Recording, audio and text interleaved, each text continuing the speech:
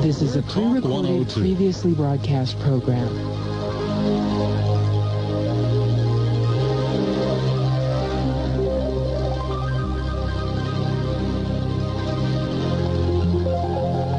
Welcome to Dreamland, a program dedicated to an examination of areas in the human experience not easily nor neatly put in a box. Things seen at the edge of vision, awakening a part of the mind as yet not mapped, and yet things every bit as real as the air we breathe but don't see. This is Dreamland. It is Sunday evening. Indeed, it is once again Dreamland, and I think you're going to love our guest this morning. She is Katarina Wilson. She is an abductee. She has written a book called The Alien Jigsaw. And I think you'll find this absolutely fascinating.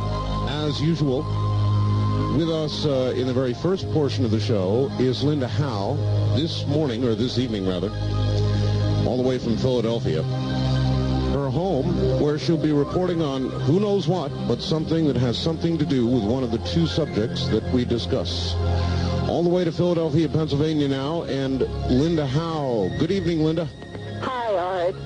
Last week, I interviewed a woman in Alturas, California, about strange craft and beams of light that she and others have seen in that wilderness area not far from the Oregon and Nevada borders. Yes. 4 people there have also seen triangle-shaped craft appear to send light beams between each other. And at the end of my Dreamland segment last week, I asked people to write me about any information they have about government interactions with UFOs that might give more information about the question of a possible secret conflict with some kind of off-planet intelligence. One source that emerged this week is a man from the Navajo American Indian Nation who joined the United States Regular Army on July 27, 1977, when he was 23 years old. His name is John T. Vasquez, and I think you've had him on another one of your programs, Art, but I don't think that his story has been shared on Dreamland. Okay. He was first assigned to Echo Company, 1st Advanced Infantry Training Battalion in the 1st Infantry at Fort Benning, Georgia, near Columbus, Georgia, which is south of Atlanta on the Alabama border. The commander of Fort Benning in September 1977 was Major General William J. Livesey, Jr. By September 1, 1977, John Vasquez was shifted to Delta Company in the 1st Battalion, 1st Infantry. The next day, on Friday, September 2, 1977, at 7:30 p.m. in the evening, there was a mandatory formation of the 1,200 men in the 1st Battalion where company commanders planned to introduce themselves and their staffs. All 1,200 men were outside in their companies in formation under a clear night sky when someone yelled to look up.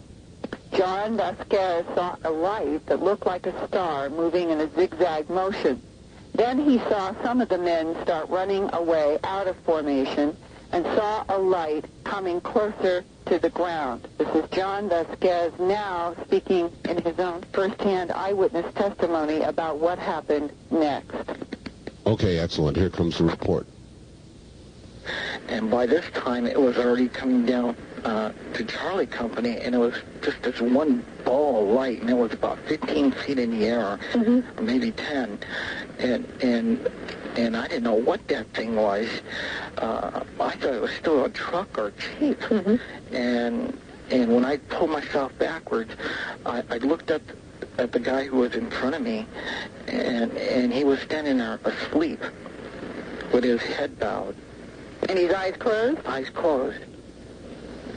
He was asleep. So I pulled myself backwards, leaned backwards a little, and by this time, I don't know what happened, but I guess I became unconscious or something. Do you remember going to black or your body moving, or do you remember? No, I just became, somehow I felt this falling out or this unconsciousness coming across, like somehow falling asleep. And the sound of your commander's voice as he was speaking from the podium? I didn't hear him at all. Okay. I was fixed on this light. Right. And I was falling, moving backwards by this time when I saw this light and saw this guy's face. Mm-hmm. He was standing there asleep. So I moved back, and this is when I became real unconscious a little bit. And I don't know how long that was, but when I came to, I couldn't move. My foot were frozen, or I couldn't move my legs. I tried to move my legs, but I couldn't move. And what were you seeing? I was looking at my foot. So your head is down, and when I came to, I looked at my foot, both my feet, mm-hmm. and I tried to move, mm-hmm. and I couldn't. So when I looked up, I turned my right body, and I noticed that there's about 30 people still standing around, and the CO was standing there behind the podium, and I saw my buddy who was standing right next to me, to my right, running, and a lot of other guys are running into the trees and underneath the building.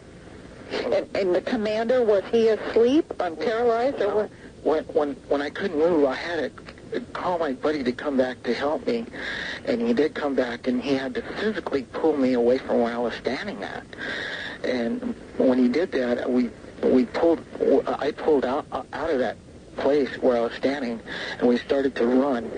And I called my buddy, who was on my left-hand side now, that I wanted to see the CO, and he was screaming something, but I didn't understand what he was saying. I wanted to see. I was screaming too, and I wanted to see the CO. So we ran over to the CO, and he was standing behind a podium, asleep. With his eyes closed too? Yeah, he had his eyes closed, and his head was partially bowed, and he was standing there asleep. And I screamed. I know I screamed, "Wake up!" out loud, real out loud, and he wouldn't. And by this time, my buddy who was standing to my left had turned around, and whatever he was looking at kind of sort of straight up, and his face was all pale, and his eyes were like fish bowls, and like he had his jaw open, and I was looking at him with like something was draining sort of out of him, like he was in a kind of a trance look. Mm-hmm. So I shook him violently. I shook him real hard, and I told him, "Don't look, don't look." And when he came to, he was saying, "What's going on? And I just told him, "Just take cover, just take cover." And we started to run. And by this time, this ball of light, huge ball of light, just showed up to the first building in front of us, and it was so bright it silhouetted all the frames of the glass, and the scenes of the buildings. You could see it. It was that bright. Mm-hmm.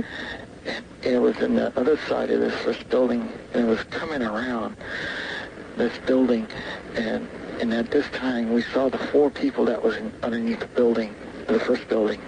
And we started screaming for them to tell us what was going on, what was this ball of light, and they were out, unconscious. Really? They didn't move. I know we were screaming out loud for that same guy who just talked to us, but there were only 4 of them underneath there, and they were all out, lying there, just out. They didn't even move or anything. And did the light seem to respond in any way to the sound of your yells? No, it just kept coming around this building, the first building, and just kept coming around the first building. And when it came about to the edge of the first building, I saw partially just the first edge of this thing, and it was so bright. I guess I got fixed on this light. And have you ever seen those searchlights at a car sale? Sure. Yeah, it's like looking right into one of them.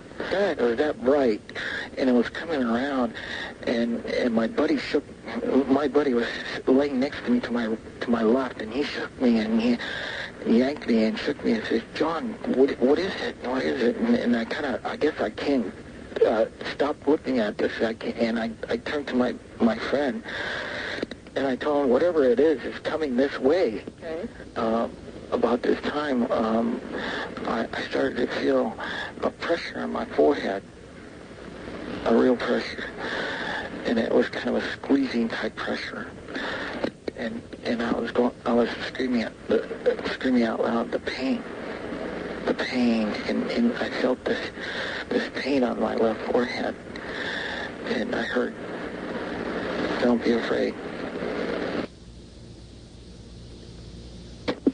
And the implication, of course, is that these 1,200 men at Fort Benning on September 2nd, 1977, were affected by a light in what may be categorized as some kind of a multiple abduction encounter that involved telepathic communication, paralysis, people being knocked out of their consciousness. And eventually, John Vasquez found himself standing again with all the other men in his Delta Company formation. They all reported that they were nauseous and disoriented, the men around him, and no one knew the exact time because when he and 3 of the other men looked at their wristwatches, they all had different times. Mysteriously, by the next day, most everyone seemed to have forgotten the details of that night. But on September 16th, 22nd, and 29th, John Vasquez was entered into the Martin Army Hospital at Fort Benning for physical therapy to relieve severe muscle spasms. His medical records stated that John Vasquez's assignment was D-1-1, which was Delta Company, 1st Battalion, 1st Infantry. Then he was shipped off to Germany in October 1977 and had no further memory of the September 2 events until he started having nightmares in 1989. In the last 5 years, he has filed dozens of FOIA requests for his Delta Company Army records. To date, every reply states there was no Delta Company and no John Vasquez at Fort Benning, Georgia in September 1977. He is a frustrated man and is now trying to find anyone else who was in Delta Company, 1st Battalion, 1st Infantry on September 2, 1977 at Fort Benning, Georgia. Anyone with any information about this, please contact me, Linda Howe, at Post Office Box 538 in Huntingdon Valley, Pennsylvania, zip code 19006. And as a further footnote to this, Art, it's interesting that I have confidentially heard a similar story taking place in a large United States corporation around 1989 that has never been reported. Huh. Linda, Ms. Vasquez also did receive some Freedom of Information request documents that seem to indicate that the government was just about admitting UFOs. I don't know whether he shared any of that with you. Yes, he did, and I'm going to get a package of this material, and I hope to really go much further in the investigation of this and do more reporting about other aspects of this case that he and I have discussed. But I feel that this is an indication that something is happening in the sense that other military and civilians have reported either this is large, 1,200 men, some cases smaller units, where they've encountered some kind of a light, something has happened that was dramatic, and then they appear to lose memory, which they then recover later on in a variety of different dramatic ways, whether it's nightmares or some sort of other memory flash. And the fact that this kind of event may have affected 1,200 people, it seems to me that somewhere out there, there may be at least another one or two who might have their memory spurred even from these small excerpts tonight. And right now, we're trying to get corroboration. Okay, so there is that. And let me ask you this also, Linda. is there any possibility that John Vasquez will be regressed hypnotically, or is there any further research that's going to be done into his memory of this? There is one investigator who has done some limited hypnosis on his case, and we were talking tonight about how we might go further. I don't think at this point it's clear how to best proceed. He feels that he wants to see, first of all, if he can find somebody else from his company. He insists and has the medical records to prove that even if somebody is trying to expunge now from the record the existence of a Delta company, that his medical records alone prove that he was in Delta company, and he is hoping he can find somebody else out there who will come forward. Very good. Great report, Linda. And just for the record, one more time, whether it's for your books or tapes, or it's to contact you with information, why don't you give your address and your phone number if you wish? Right. Thank you, Art. It is Post Office Box 538, and the address city is Huntingdon Valley, 2 words, Hunting, D as in dog, O-N, Huntingdon Valley, Pennsylvania, and the zip code is 19006, and I think I like getting the letters more even than phone calls one way or the other, because the letters that our Dreamland audience are sending me have some of the most valuable information that I have been seeing in the last 15 years, and I encourage everyone out there to contact me, because I will keep everything confidential that you want confidential, and anonymous if you want it anonymous, but it does help us trying to understand this bigger truth of what is happening on our planet. Great. Linda, good report. I appreciate it. I'm glad to hear the Vasquez story again, and I'd love to know any follow-up to that. Yes, I'm going to keep on going and have a great show with Katarina. Okay, thank you, and we'll talk to you next week from Philadelphia again. Next Sunday, I will be in Colorado. More mutilations in the South, and we're having meetings with law enforcement and some others trying to help improve the quality of investigation. The beat goes on out there, and there have been many reports of strange lights also. All right, talk to you next week from Colorado. Right. Thank you. That's Linda Howe. She is our investigator. A roving investigator, I might add, all over the country, all the time, sometimes Europe, wherever the action happens to be. In a moment, Katarina Wilson, you've heard in 1987, Katarina Wilson read her first book on the UFO phenomenon titled Intruders, The Incredible Visitations at Copley Woods by Bud Hopkins. Her memories prompted her to fill out the Omni magazine questionnaire titled Hidden Memories, Are You an Abductee? In response to the questionnaire and other information, Bud Hopkins contacted her, had a telephone interview with her, followed by subsequent investigation and regressive hypnosis sessions in 1988. This was followed by an investigation by MUFON investigator Vicki Lyons. Shortly thereafter, she began working with Dan C. Overlaid, a Ph.D. He was a clinical psychologist with over 30 years' experience and a MUFON consultant who'd also worked with several other abductees in the area.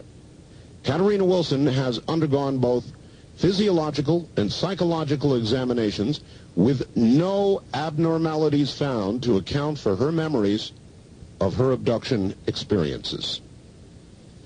The book is called Alien Jigsaw, her book. It is a chronicle of the first 32 years of Katarina Wilson's life, an average American woman, and an alien abductee. Not so average. This is the story of a woman's search for answers, of adjusting to changing realities, and of ultimately achieving success over an overwhelming phenomenon. In her quest, Katarina has, I believe, interviewed or investigated over 100, repeat, over 100 additional abduction cases. And in a moment, Katarina Wilson. If you'd like to call us, you're welcome to do it. We'll get the telephone lines open just as soon as humanly possible, but we want to get Katarina's story out. So coming up, right after the break, abductee, author, Katarina Wilson. You're listening to Dreamland on the CBC Radio Network.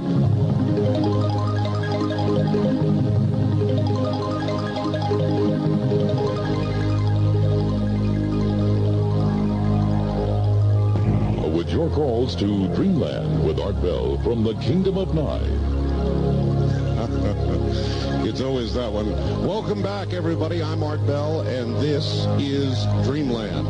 Throughout Sunday evening, we will be here. And now, from, I believe, in the Oregon area, it's area code 503, so that must be her home. Here comes Katarina Wilson. Katarina, welcome to the program. Hi there. Hi. It's great to have you. I understand, Katarina, you've got some good news on your book, and nobody else knows about it yet, so I thought we'd start there. Oh, yeah. The Alien Jigsaw, what's happened? Well, I just got word that Barnes & Noble wants to pick it up, and so we think it's going to be in bookstores everywhere by Christmas. That is wonderful. Yeah. They must have a very high opinion, indeed, of it to pick it up, and, of course, as you point out, it will be everywhere. Well, it certainly is a nice Christmas present. It sure is. Congratulations, Katarina. Thank you. You are in Oregon, is that correct? That's right, Portland, Oregon. Portland, all right. Mm-hmm. For us, KEX country, we call it. Okay. That's your radio station in Portland, right, KEX. Right. Katarina, I like to be able to allow my guests to unfold their story their own way. So how in the world did all this begin for you? I mean, there you were leading a normal life. Well, we think I was living a normal life. Actually, I had quite a bit of memory since the time I was 6 years old, and I managed to kind of put things on the back shelf as they would occur. At first, when I was 6, I used to think, well, these unusual things that were being done to me had to be happening because God was making them happen. You know, as a 6-year-old, that's pretty much where I put it. Were you a religious youngster? Not really. We went to church every Sunday, but I never really connected as a child or a teenager with the religious community, although my mother, made sure that all three of us went to Sunday school every Sunday, and we were confirmed through the Lutheran Church. But as a child, and of course, aliens don't exist, so the only other person that could float you outside and paralyze you and telepathically communicate with you was God. So yes. That's kind of how it started for me. And then I had, throughout my childhood and adolescence, I had occurrences of missing time and unusual memories again. And I don't know, I guess, you just learn how to deal with that and adapt, and you put it on the back burner because you've got other things in life you need to deal with. And I think for me what happened was I had so many conscious memories that after a certain amount of time there was nowhere else to go with it. You can only bury so much in your life, and pretty soon it just starts to bubble up. And that started happening. Kind of like the Vasquez story that Linda told about. Yes, yeah, exactly. At some point in your life, even though it's perfectly hidden, it seems to start bubbling up many times with kind of dire consequences psychologically. Right, whether it's a spontaneous memory or it comes through nightmares or recurring dreams, eventually the information comes out, I think, with most people. If it happens enough, you only have so much space in your mind, and you eventually have to release it. Well, what finally drove you, I guess is the right word, to Bud Hopkins and any other researchers that you've seen? Well, I would say in 1983, when I started keeping my journal, I had some pretty serious events happen, and I felt like I had to get them out, so I started writing them down. I also had some some serious anxiety starting to develop, and that started in 83, and then by about 86, it had reached a point where I convinced my fiance Eric to nail all the windows shut in the house, and I had all my cats in an enclosure and inside the house. They, couldn't run free anymore, and I was going out in the backyard. We had woods behind our backyard, and I was going out looking for aliens, and I thought I was going crazy, and I had all this anxiety and fear, and I didn't even know what an alien looked like. You mean just kind of out wandering around in the woods? Well, not really in the woods, but we had woods behind our house. We had a huge backyard, and I would be outside at night, silly Katarina, midnight to 2 a.m. going, gee, where are you? I'm expecting to see aliens, although at that time I wasn't quite sure what they would look like. And so that was 86. And 87, I was in a bookstore, and, I picked up this crazy book about UFOs called Intruders, and I started reading it, and my God, it was like reading a story about myself. All right, there's something I need to understand. Before we get to that portion, Katarina, you say you were out in the woods, you were plagued. What exactly had happened to you to bring you to this point, or what did you think had happened to you at that point? Well, I was constantly looking up, expecting to see a UFO. I'd had a sighting when I was 16. I had a pretty clear sighting of 3 hamburger-shaped crafts. They were silver with yellow, red, and blue lights around the midsection. My mother, my brother, the people I was babysitting for, and several of the children in my cul-de-sac that I lived, the street I lived on, they were all outside, and it was very late, between midnight and 2 a.m. again, and we had the sighting. And the interesting part about that is, at the end of the sighting, to me it lasted 45 minutes. I was the only one out there at the end. At the beginning, we were all out there together. And my feeling when I saw them was a confirmation of familiarity. It was like I had always known about them.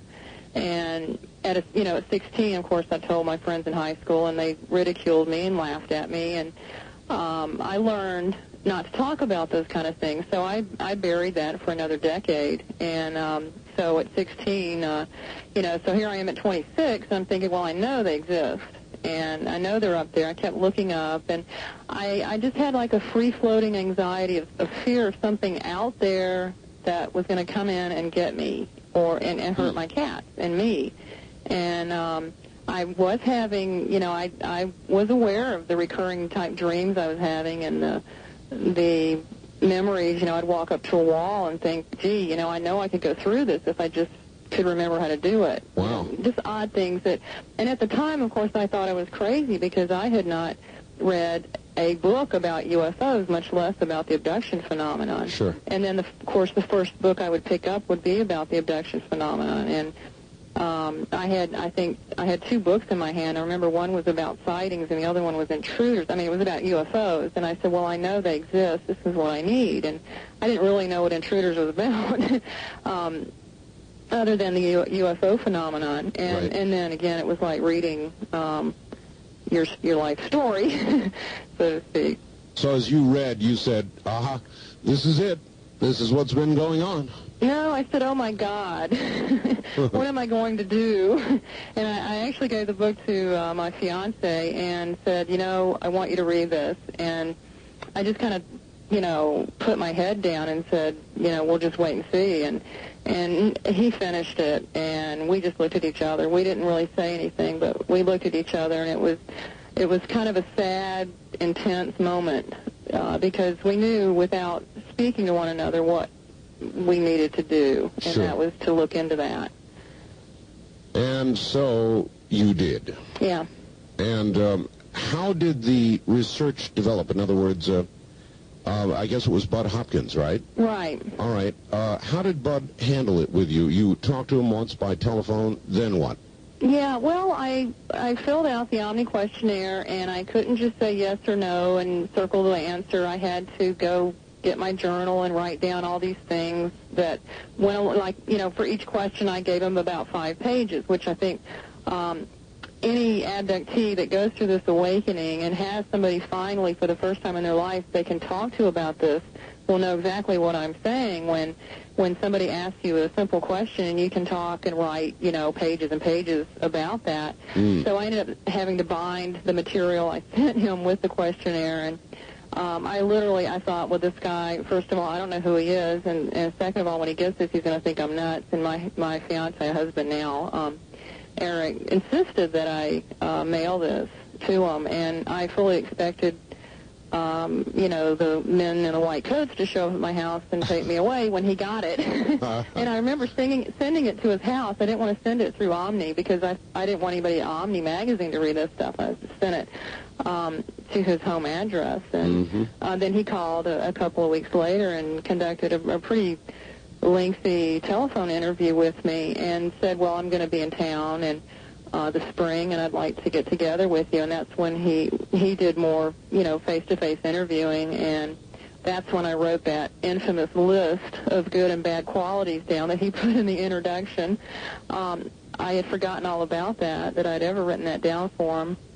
And we did 2 regressive hypnosis sessions in a weekend, Friday and Sunday. Right. And Eric was always present during those, and not a lot of alien information. Well, no alien information really came out in the regressive hypnosis sessions. But what he was able to do was to break through some kind of mental barrier that either my unconscious mind put up, or the alien beings themselves imposed on me not to remember. And by going through these hypnosis sessions, I was able to look at a couple of areas of my childhood that were questionable. Although no alien activity really came out, he did break through that, and wow, the weeks after that, it was just spontaneous memories, things. It was just like somebody had opened a door of a big, filthy, cluttered closet, and so finally opened the door, and all this stuff could fall out. It all came crashing down. Yeah. All right. Well, I guess that's the meat of it then.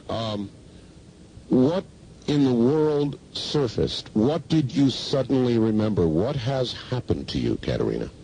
Well, I figured out pretty quickly that a lot of the memories that I had been holding in and denying, like the childhood experience that from the best that I can remember, it happened when I was 6, that, this most likely wasn't God that did this, that there was some other intelligence at work, and... well, specifically, that did what? What were your memories of... Well, yeah, the memories were of flying, seeing the road below me and flying through the air, floating, not having any clothes on and floating, and having a telepathic voice inside my head, somebody communicating a very important message to me that I was not able to remember, but I knew that it was more important than anything in my life. Seeing a hybrid, what I call a hybrid type being, wearing a white lab coat, telling me that after this little mark on my arm healed, that I'd have a little hole there. All right, and, Katarina, things like that. Just unusual people telling you things that really happen. You'd wake up and they say this is going to happen. You wake up with this scoop mark scar, and there it is. Scoop mark. All right, Katarina, I want to find out more about that. Hold on just one moment. We'll be right back to you. My guest is Katarina Wilson, and her book is The Alien Jigsaw. The most important... Yes. On your... right arm. And, well, just missing skin or, Well, yeah, what happened was my memory told me that there was a doctor, vague-looking face, but definitely humanoid, and he had on a white lab coat, and he had performed something. He did something to my arm, and he said, "Well, tomorrow, when this heals, you'll have a little hole there." And I detected a little smile, and I smiled, and I said, "Oh, well, that'll be neat." I was a kid, like 8 or 9 years old, and I thought that'd be pretty neat to have a little hole in your arm. And the next day, I had this little scab on my arm, and it healed just very quickly. And there was like what I described to Bud Hopkins, my scars. He said, "You have any unusual scars?" And I described mine as looking like craters on the moon. And I said, "Well, I have these little scars, but mine look like little craters on the moon." And this is what, you know, the one on my arm looks like. It's in the photograph in the book. And what I did the next day, of course, was I wanted to show my mother. And I went up to Mother and said, "Oh, look, isn't this neat? And I want you to see this little hole in my arm." And she wouldn't even look at it. She became almost hysterical, you know, from my point of view, and refused to look at it, kind of threw her arms up and just got away from me as fast as she could. Wow, how odd. So I thought, well, gee, that's strange, and perhaps from her response, I spent, I even try to cover it up today, many years, 20 years, trying to hide that little scar from people because I was kind of embarrassed for it to be there. Have you ever asked your mom why she reacted that way? Well, not about that particular scar. She's kind of a new recruit, so to speak. I see. She is still reading my book, which she's finding quite interesting, and so we're taking the questions slowly. She's about I think a little over halfway through the book, so we'll get to that. Okay. How many of your memories, Katarina, are now vivid? All of them. All the ones that I talk about and write about. Yes. Are vivid. They are. When I talk about an abduction experience in my book, it is as real as my waking reality. My memories of the experiences I chose to write about and that I put in writing are real. If I have a vague memory, it was not. If my vague memories and vague dreams were not published in the book. I have a lot of that, but what I wanted was the ones I was absolutely certain about. All right. Yeah. All right. Well, then give me some of those that are very specific, because what you described when you got your scoop mark, for example, where were you? Were you taking to a craft? What kind of a craft were you in? Who was this doctor? Was he, you said, vaguely or fairly humanoid? Or Well, that particular experience, the only part about that one, and that one is not in the book, the photograph is in the book, but the part I remember about that really happened in the house. It was after I'd come back to the house, and we were facing one another, standing in my den of the house at that time. But I, can go back, and there is a hybrid being that I call the doctor that I have a picture of in the book that I've seen several times. He told me he had been visiting me since 1965, which was when I was about 5 or 6 years old. I was born in 1960, and the crafts, the ones that I see him in are usually very, very large. Some people will call these motherships. I refer to them in the book sometimes as 3-story malls, which is probably why I hate going to the mall.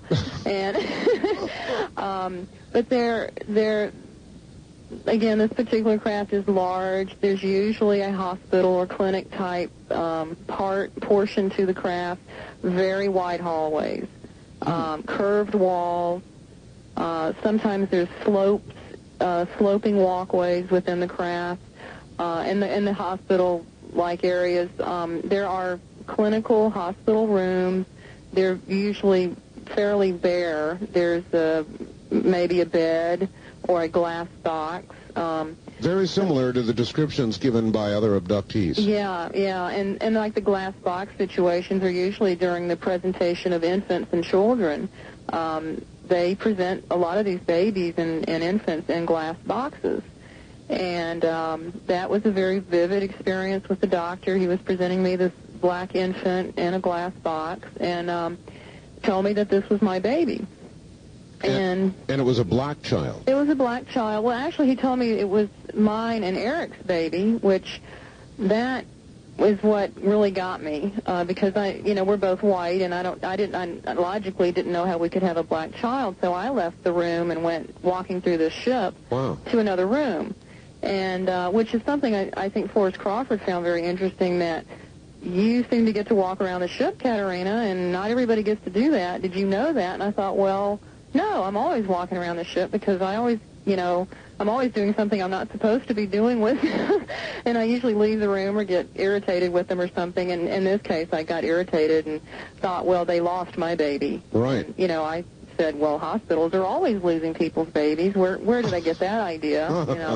And so I went to another room, and there was a human woman lying in a bed, and there was another glass box, 2 to 3 feet square. And she had a child in her box, and I picked him up. He had white hair, and I picked him up, and he opened his eyes, and they were golden eyes. Wow. And I always called him the golden-eyed boy. But he seemed to have a neurological problem and was very, very sick. And, of course, I decided, well, if he has golden eyes, he can't be my child.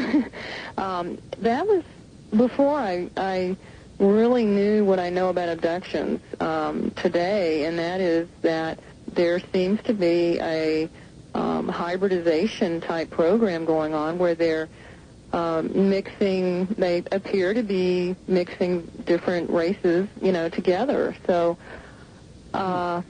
while some of the children seem human, others are totally alien, and others are in between, where they have human and alien characteristics. Have they ever actually telepathically or otherwise talked to you about why they are doing all of this? That's a tough question. I feel on one level that I do know the reason why they're doing it. All right, Katarina, hold that thought. We're going to go do the news. You won't hear anything. Don't let that worry you. We'll be right back to you. Katarina Wilson, we'll pick it up at that point. This is Dreamland.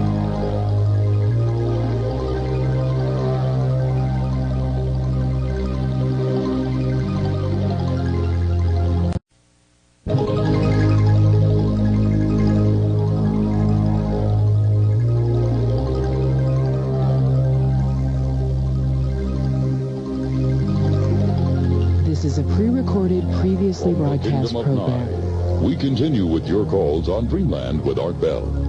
Call Art now toll-free at 1-800-618-8255. 1-800-618-TALK. First-time callers, area code 702-727-1222. 702-727-1222. Or the wildcard line at area code 702-727-1295. 727-1295 in the 702 area code.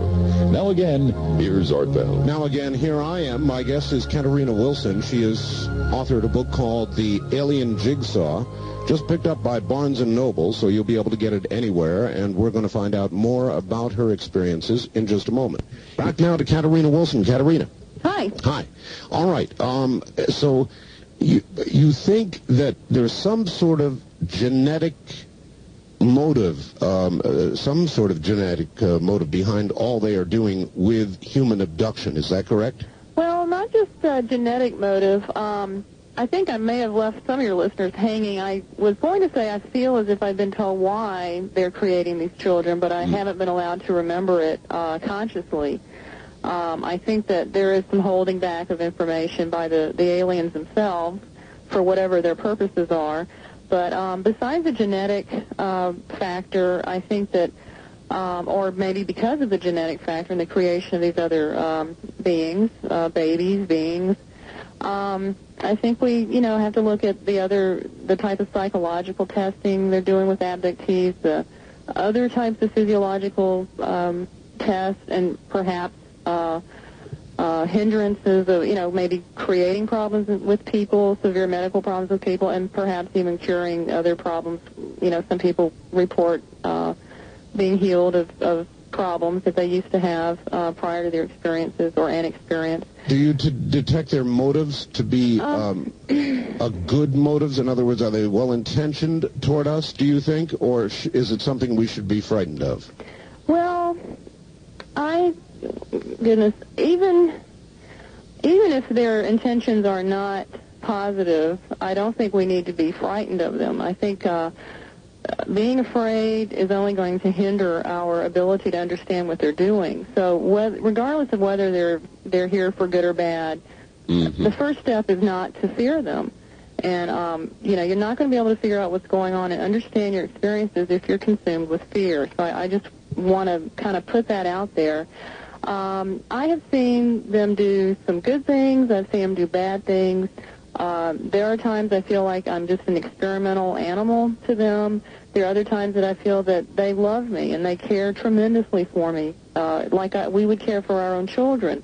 And I've kind of, I guess I'm speculating, or I'm just basing on my own experiences here, that since I've seen so many different types of beings, they're obviously, they have different agendas, and I think there are some here that care about us more than others. And I'm not trying to back out of that question, but that's what I've seen. I understand. There are some very loving, wise, spiritually advanced beings, and then we have things like animal mutilations going on. I know. Any way you look at that, that is not positive. So, we're having a lot of different types of activity, and I think we have different aliens with different agendas, and we need to figure out, as much as we can about all of them. Well, I don't know. The animal mutilations may involve environmental research. Right. People have talked about that. Maybe it is not negative. I mean, we, after all, experiment ourselves on animals for the benefit of mankind, medical research. Right. So, who knows? Have they ever given you a message for us? Well, not really. They haven't sat me down and said, okay, Katarina, we want you to tell your people this. I have pretty much had to experience and, sort out, assimilate all the things that have happened to me and tried to figure out what's going on myself. I am not one of the people that get a lot of answers told to me. I mean, they don't just sit me down and tell me things. I have to learn it for myself and figure it out for myself. I do believe that there is quite a bit of information that I am not remembering consciously, that I think that they probably have told me more as to the whys, of what they're doing than I'm consciously remembering. And are you tempted to do any more regression to try to find out? Yeah, sometimes, but when you remember so much, it's kind of like, let me just deal with all this stuff I'm remembering consciously. Why, try to stir up any more than I'm ready to deal with right now. I am pretty confident in the conscious memories I have. I'm pretty darn good at just, disseminating what is a screen memory, what was camouflage, what was the theatrical scenario they were doing, and a straightforward, abduction, this was an experiment, this was a test, this was a screen memory, that kind of thing. I've really learned to discriminate between the different types of experiences. And then, of course, when you do get the screen memories, or that you've had an experience and you don't remember anything, that is really frustrating. And, perhaps hypnosis would help there and perhaps not. My hypnosis sessions with Dan Overlaid revealed some new information, but not a lot, not very much at all. And we basically rehashed a lot of what I had already written down in my journal, because I've been keeping the journal, and it was important for me to document everything I remembered prior to going through hypnosis. All right. I know that you've done some very interesting work in one rather sensitive area.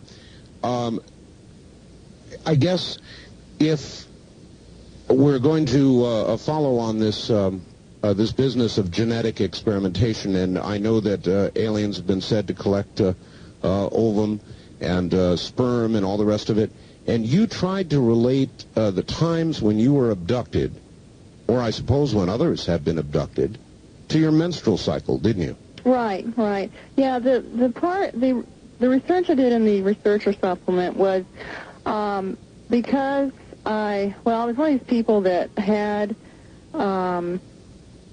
a lot of monthly pain, and it was pretty much debilitating for me. So there was no doubt in my mind, that for my life, my life kind of revolved around either my migraine headaches or this other aspect of being a female. Uh-huh. And so there was a lot of documentation done, with that for medical purposes, and so it was easy for me to correlate when my experiences would happen as to the time of the month that they would happen. Okay, what did you discover?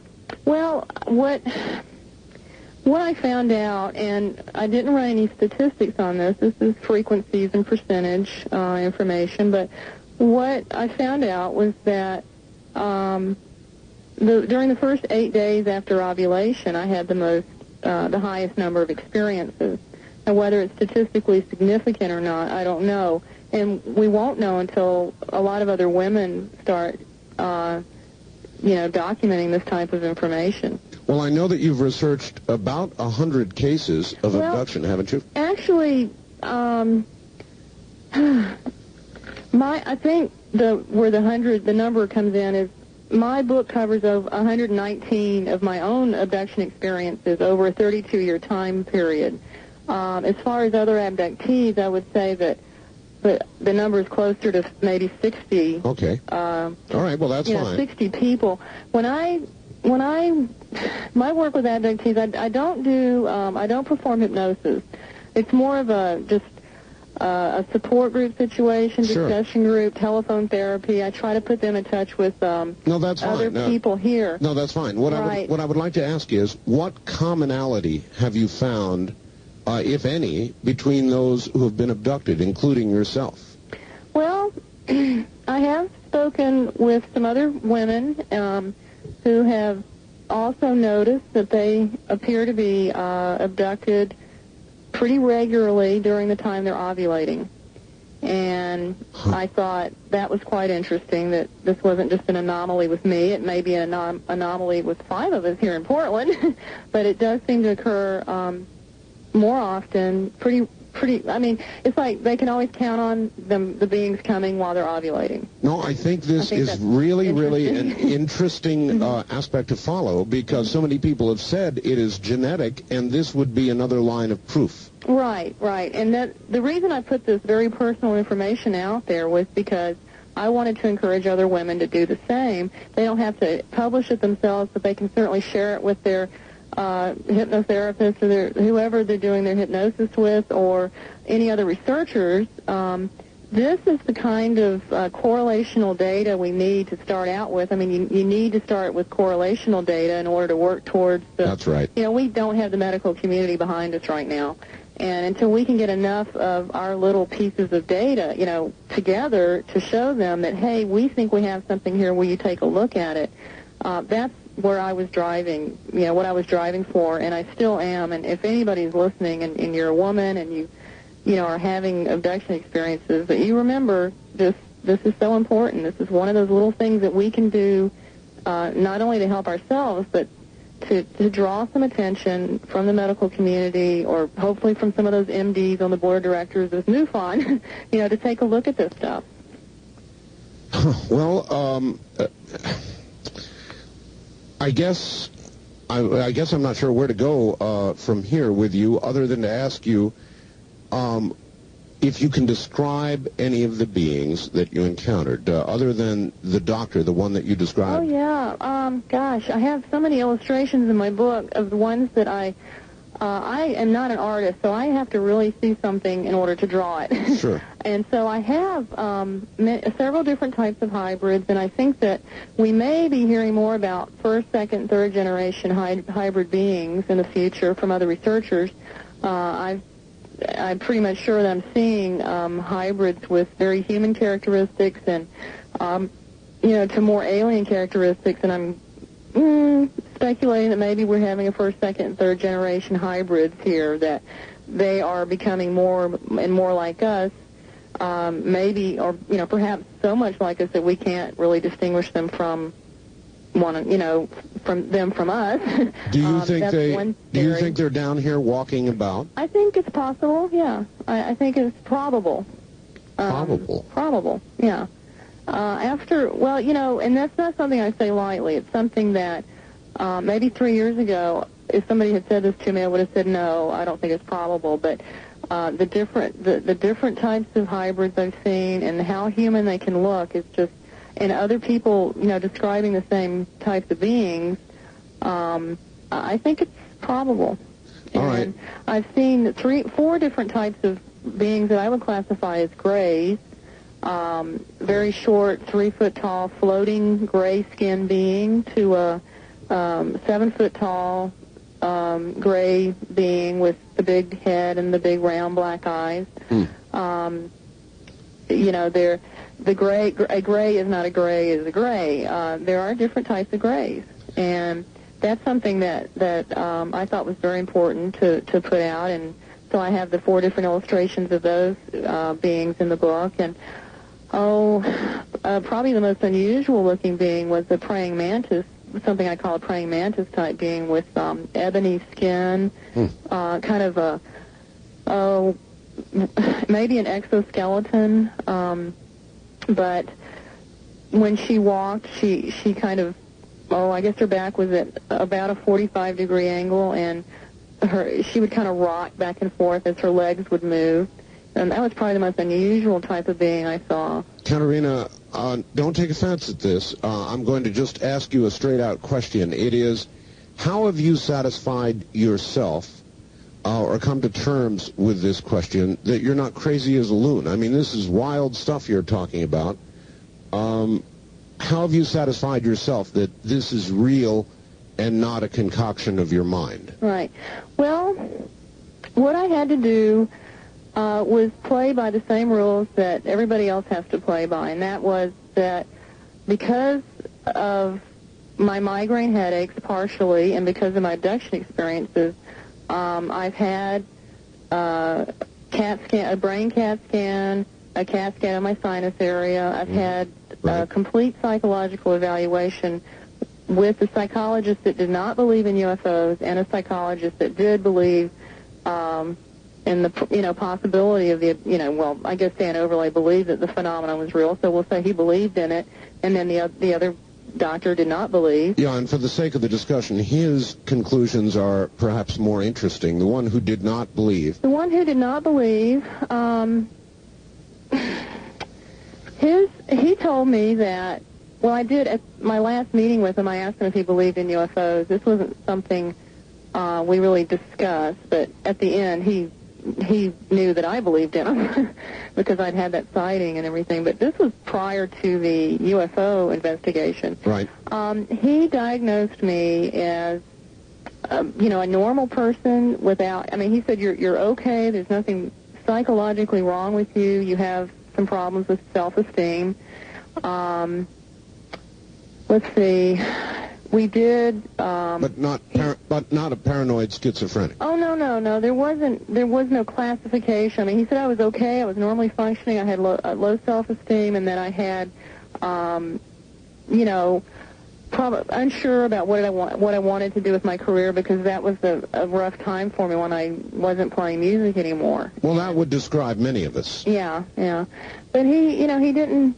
I mean, he was nice, and he really helped me, and he also, what I did with him too was he charted everything I ate for 3 months and how I felt. We charted my mood on a daily basis, and he diagnosed me with severe PMS because it was just showing. I mean, I thought, well, gee, what's this guy, I didn't believe in PMS back then. I didn't believe that this was a real thing, and it just, this is what my diagnosis was, low self-esteem and PMS. PMS, okay? oh well. So I go with, Dan Overlade's diagnosis was post-traumatic stress disorder.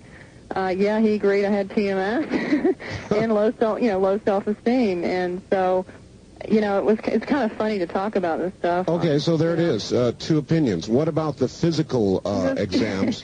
The physical exams, they didn't find anything in the sinus cavity of with the CAT scan. That was after an experience during which I thought something had been removed from my sinus area, and Dan Overlay thought something had been put in.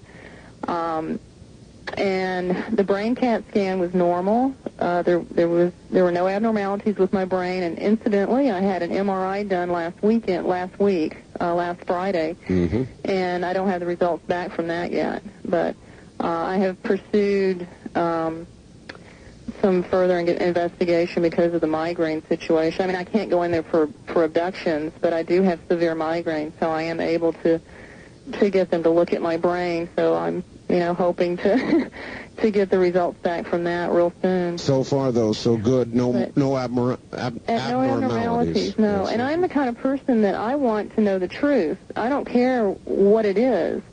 I don't care if the truth one day, 20 years down the road, we find out that this was all chemically induced by the brain and you had the scars because of stigmata, Yeah. I mean, I want the truth. And right now, I believe that the alien beings are real and they are interacting with us. But I, have to remain open to the possibility that 20 years down the road, we may know so much more about medicine that this is a chemical imbalance and our thoughts are creating the scars. I mean, I don't know, but I have to remain open, at least partially open to that, because for me to just close my mind off to any other explanation and not to listen to anything else or anyone else's opinion would be just like the what Stanton Friedman likes to term the noisy negativist. They've already made up their mind. Don't show me the data. That's right. So it wouldn't be fair for me to say anything else. I mean, to believe anything else. But right now, where I am now in my life and what I know and what I've learned from my experiences, I believe that they're real physical experiences. How is your husband handling all of this? Well, he's a wonderful person, and I don't know, I feel very lucky. He's had his own experiences. He doesn't care to pursue an in-depth investigation about his own involvement. He does have his memories and deals with them in his own way. I've had a lot of people like you tell people when I ask, for other people that have been abducted, I ask, should these people investigate what they think is an abduction in their own life or multiple abductions? And a lot of people like yourself have said, no, unless it's bothering you to the degree Right. it's disrupting your life, don't do it. Right. I agree with that. It's the old saying, if it's not broken, don't fix it. If you're not having problems and you don't have memories and then they're not, if your missing time isn't bothering you, then congratulations, I'm really happy for you, and get on with your life and live it to the fullest. That's how I feel. All right, missing time, that's another good topic, and we'll jump on that in just a moment and begin to open the telephone lines. Katarina, hold on just a moment. My guest is Katarina Wilson, and she has been abducted many times. If you have questions for her or about abduction or one of your own experiences, we're going to open up the lines in just a moment. Stay right where you are. This is Dreamland.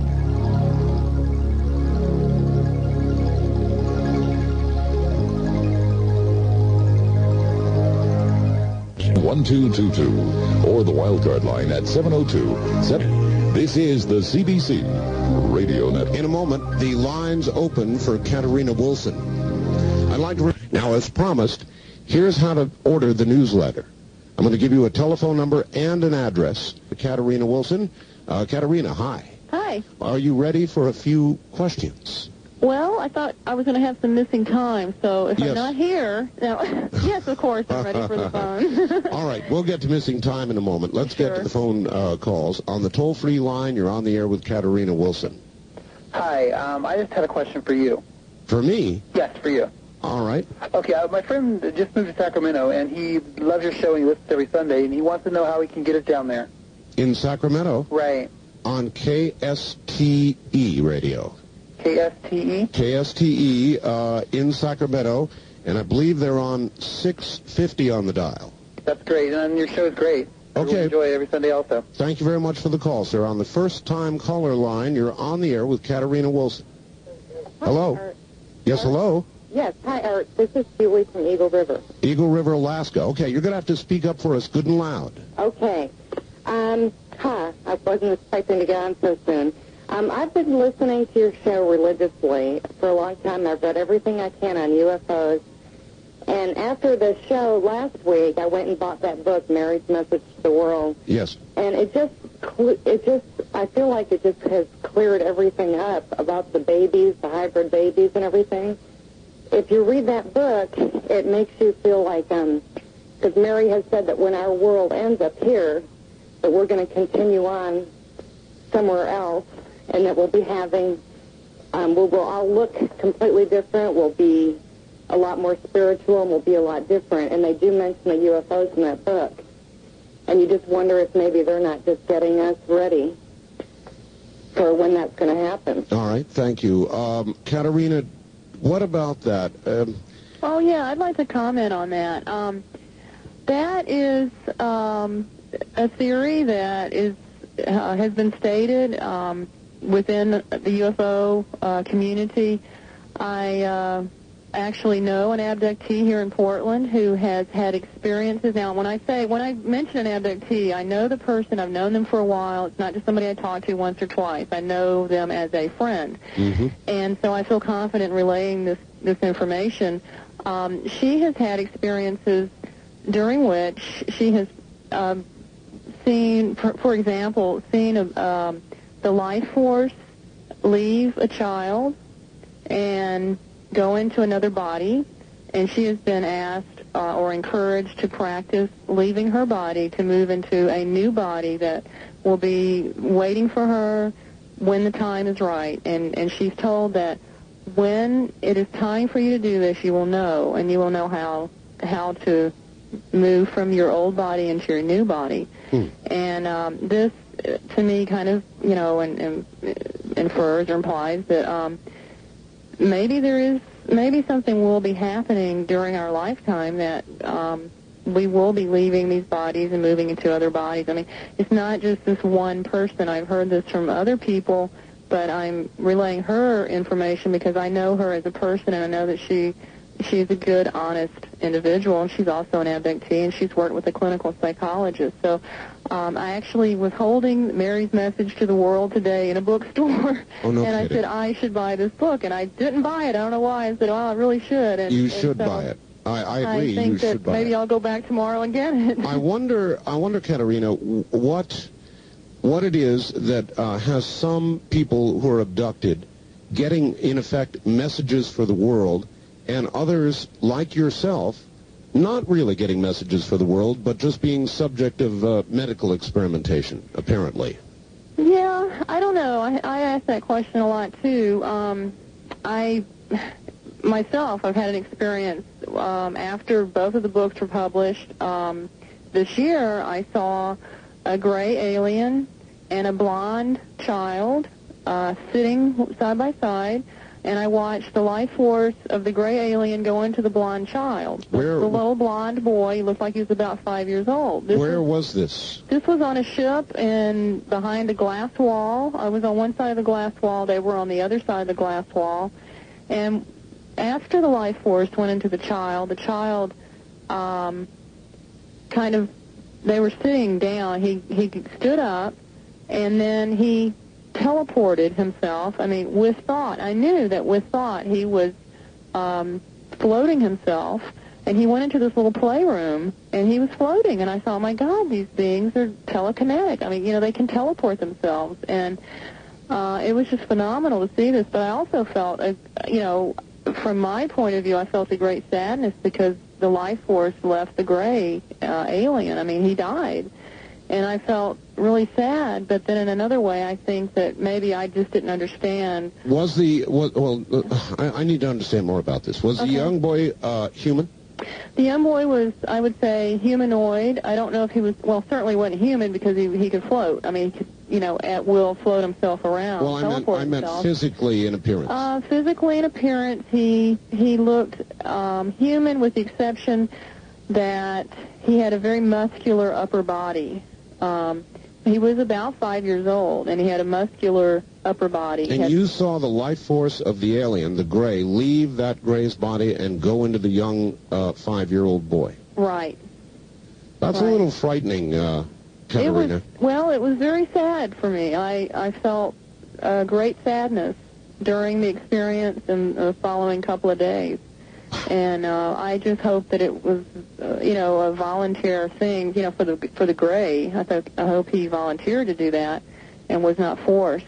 Well, I guess it occurs to me a long way, but if that was a human boy, Katarina, he in effect is now possessed. Well, it didn't seem. Well, the way I look at it is, if the soul is eternal, which I believe we have a soul, and I believe the soul is eternal. For instance, each time we come back to this planet, we know we live in a human body or a physical body, and if we come back more than once, then we're going to need more than one body. So, we're getting a little more into reincarnation here than perhaps what we were talking about. But Are you a believer in reincarnation? Yes. In that respect, that I believe the soul is eternal, and that part, the life force of the individual continues, whether you're in this physical body or not. All right. In that respect, I do. All right. On the toll-free line, you're on the air with Katarina Wilson. Hi.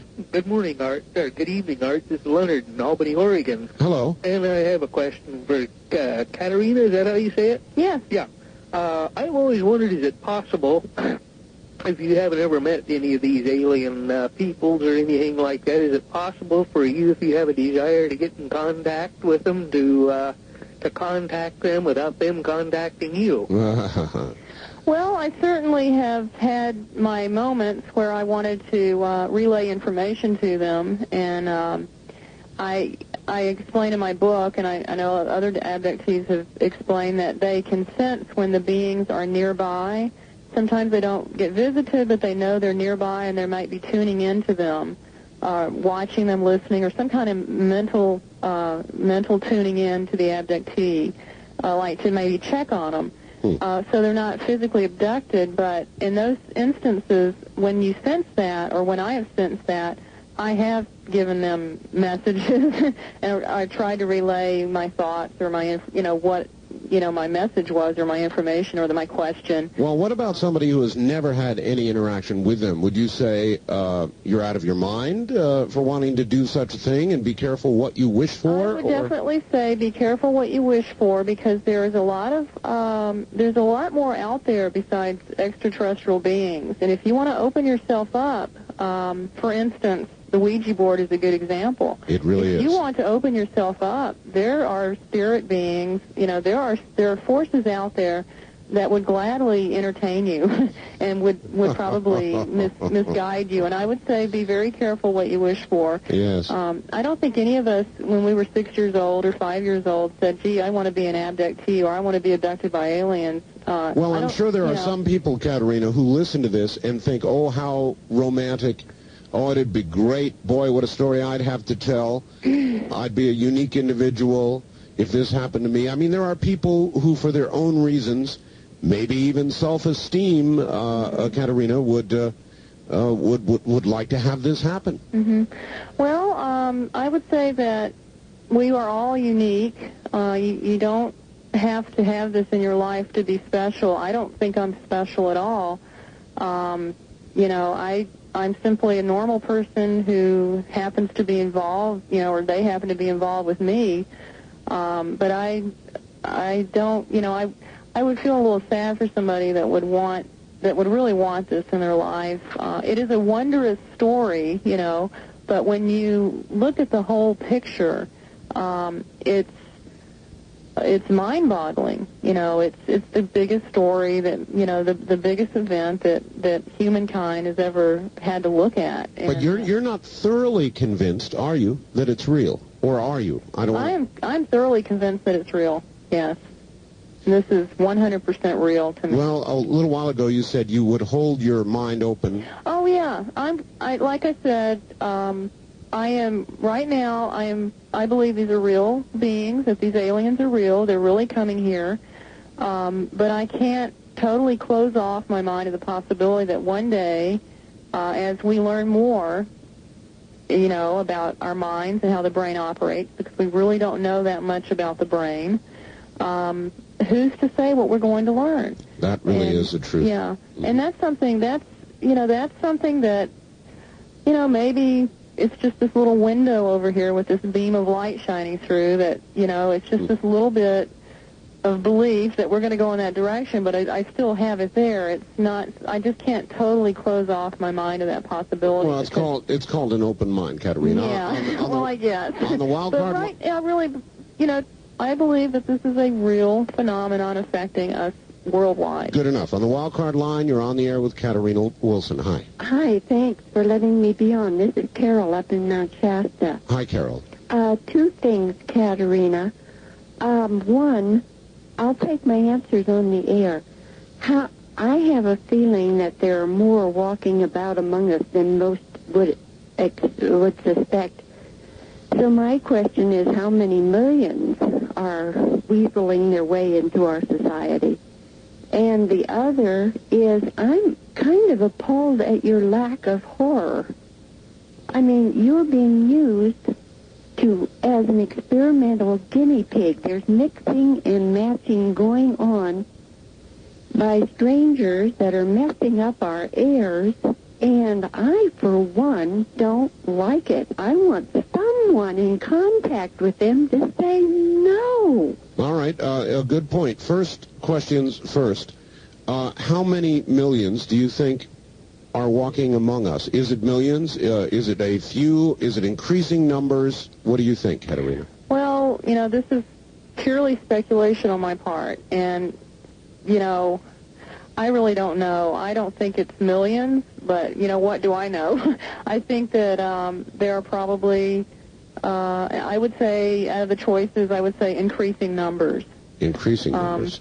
Yeah, I would say increasing numbers and leave it at that, because I don't really know. What makes you think, Katarina, that we are not being, in effect, slowly, it's a horrible scenario, but that we are not being slowly replaced as the gray replaced or joined the life force of the 5-year-old boy you talked about? Well,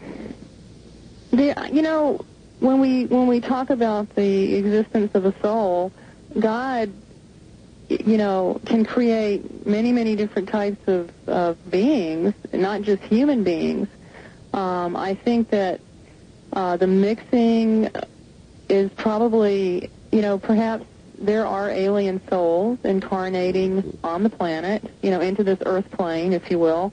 And I don't see anything wrong with that. I mean, who's to say that I'm not an alien soul? Who's to say that I don't really belong here because of where my soul originated? Nobody can really, that's all right, not fair. That kind of walks us into the second question about your apparent lack of horror at what's going on. Now, you do seem fairly comfortable about this, even at times almost joking about it.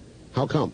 Well, my rule is it's okay to laugh at myself, laugh with myself. I never laugh at other abductees. I don't do that. So I have to be able to laugh at myself, because it is very difficult. It is very painful sometimes. Not physical, just, physically. So then there's physical pain. Okay, so is this a protective reaction on your part, Katarina? Well, I try to stay balanced and focused. And yes, it is very hard. And yes, I have my bad days. I get down about this. When I think about what they're doing, what they're creating, I think about the babies. It hurts. It's painful. I don't like it. But on the other hand, I would like to invite human beings who are listening to consider what we are doing to animals, and let's see how they feel about their position. We don't know for a fact that animals are not conscious, don't have a soul, and I think that, how can we be so mad at what the aliens are doing when what we do to animals, is, much, much worse than what has been done to me. All right. On the wild card line, you're on the air with Katarina Wilson. Hi. Hello, this is Fritz from Phoenix. Hello, Fritz. Well, Katarina, it's a pleasure to hear how well adjusted you are to the abduction program. You really are natural. Oh, thank you. And I would say this, on your next journey, tell them that you want something in return for your cooperation. Tell them you want some knowledge about the coming Earth changes or any information about concerning a planet. I think you have a good point. Maybe I am a little too obedient, and I, could probably incubate some questions if I feel or sense their presence again. I think that's probably a good step for me to take. Well, use your leverage. You're definitely a natural for that. Well, I will give it a try. All right, Fritz. Thank you. Yes, he does make a good point. If you could ask any question of them, Katarina, and be assured of an answer, what would you ask? I would ask for the truth. About what they're doing? The truth about... Yes, I would like the truth about them, regardless of what that answer is. If the whole planet's going to die tomorrow, or whether it's, it's a wondrous thing, I want the truth. And I do ask them that. I do sense their presence before visit, and I try to orient myself, my mind, and I try to relax, and I try to just concentrate on the question, and it's 9 times out of 10, it's tell me the truth about why you're here and why you're doing this. And I've asked that question a lot. And you do, what do you get? A big silence? Or what? I don't get an answer. If they've told me it's their decision that I'm not, allowed to remember it consciously, there's a chance that I have the answer, but I'm not remembering it on a conscious level. And, perhaps hypnosis would help, and perhaps I'm not ready. I don't know. Is there... I think I'm ready. Is there any point during your abductions when you have been terrified? Yes. When? I believe there is a particular being. My experience is I believe it's a type 1 gray. I've described this type of being as a mind prober, mind controller, and before I realized who they would terrify me because their presence was just so very alien, so different from anything I've experienced. Mm-hmm. Once I realized who they were and what they looked like and that they weren't going to harm me, I was no longer afraid of them. And so when I felt that presence, I didn't fear it. Now, there's another time, the part of my experience is when you read my book, you'll realize that the actual leaving my bed is the part that terrifies me the most, because you are literally placed in a different space. Leaving not just your bed, really, but your body as well. Sometimes I think these are astral projections. Katarina, we're at the top of the hour, so rest for about 5 or 6 minutes. I want to focus on the physical reality of the abduction phenomenon. We'll be right back and do that.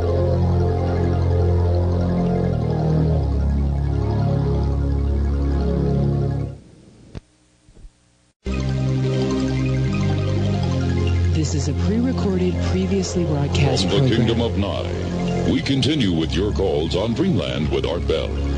Call Art now, toll-free at 1-800-618-8255. 1-800-618-TALK. First-time callers, area code 702-727-1222.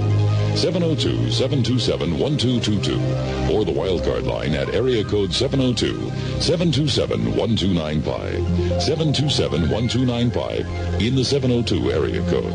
Now again, here's Art Bell. Now again, here I am. This is Dreamland. Good evening, and it's kind of a big evening in a lot of ways.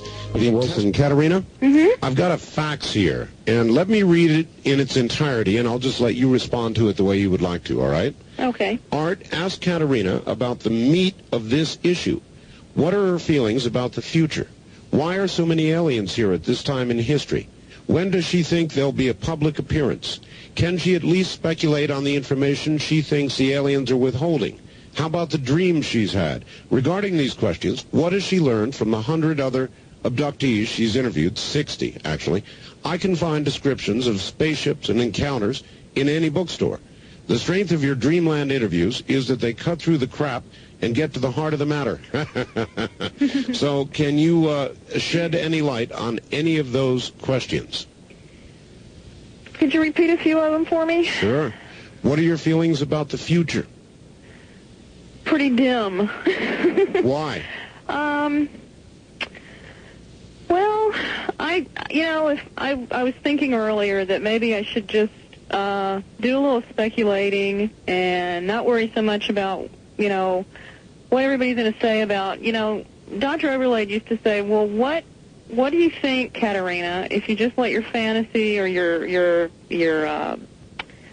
imagination, take this information forward? Yes. So, looking at it that way, if I were to just say, okay, going on what I know and what I feel and,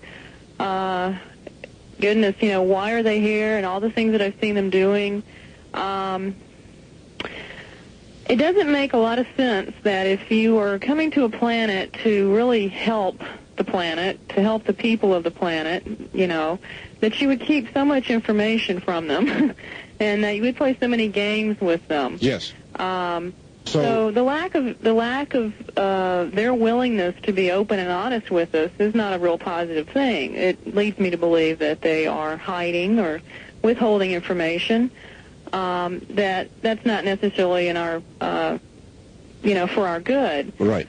Now, on the other hand, if there's some catastrophic event that's going to happen that they can't keep from happening, let's say an asteroid's going to hit the planet and there's nothing they can do about it, and, generally when we have large asteroid strikes, that pretty much wipes out everything. Right.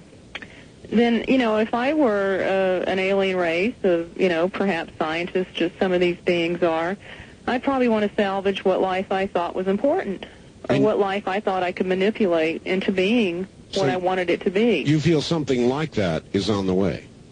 I think it's possible. Mm-hmm. Yeah. All right. And why? I would definitely, look what we're doing. We're manipulating the genetic code of other plants and animals, and this is nothing new for us. Soon humans. Why are so many aliens here at this time in history, do you think? And I guess that goes to the answer you just gave. You think something is about to happen. Well, I think something is going to happen, yeah. Whether it's a man-made catastrophe or if it's an asteroid, followed by enormous geologic repercussions, which is what's going to happen if we have a large enough asteroid. And I'm not talking about this because Without Warning was on last weekend. This is something I published in my book in March, way before the movie came out.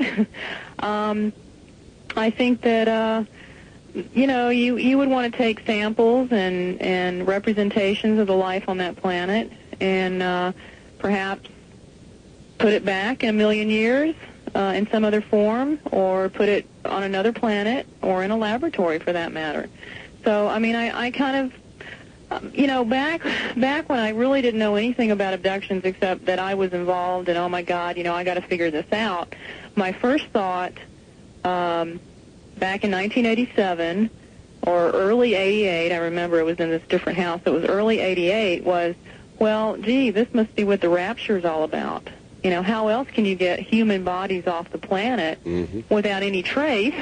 You beam them up. So, yes. And I hate that phrase. It's so Star Trek-y, but, when you can move bodies in white light and blue light, when you can move physical objects and change physical objects and change the molecular structure of people and objects, which apparently these beings can do, that's, to me, that, back in 1988, I thought, well, that would explain the rapture, that scenario.